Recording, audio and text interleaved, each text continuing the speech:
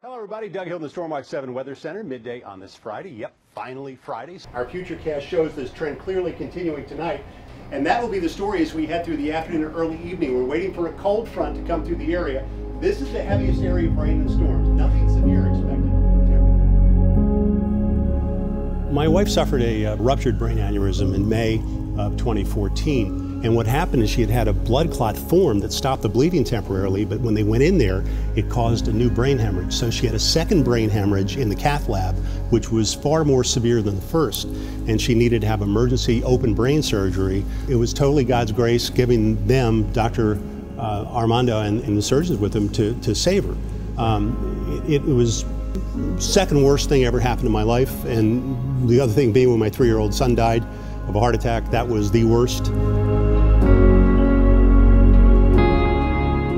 When I would be overcome, I'd go out and take breaks in the hallway, or I'd go out to just to drive around for a little bit just to break the hospital setting, and I'd have WGTS on, and time after time it was that feeling. That was my place inside my car. It was my retreat. It was like I went on a personal retreat.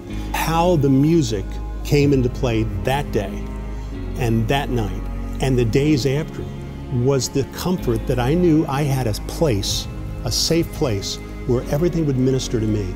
There were no commercials. There was nobody yelling at you to buy this or buy that. It was just music.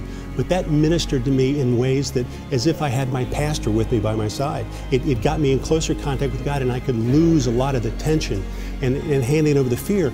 And that's the way pretty much it's been for years. The music always ministers to me just at the right time.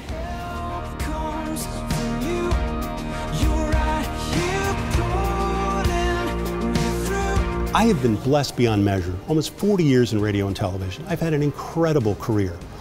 And I thought as I've been getting older, what's next?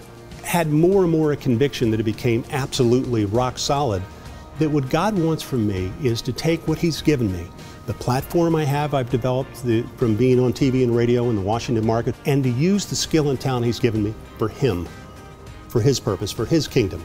To just expand my horizons. And that's why it started the work of WGTS, is that was what came to me at first that made sense. First, I was a big supporter of the station. My wife and I have supported WGTS for a long time. We're fans of the station. I've gotten to know some of the people there years ago, and it just seemed like the natural next step. It's just not a radio station to me.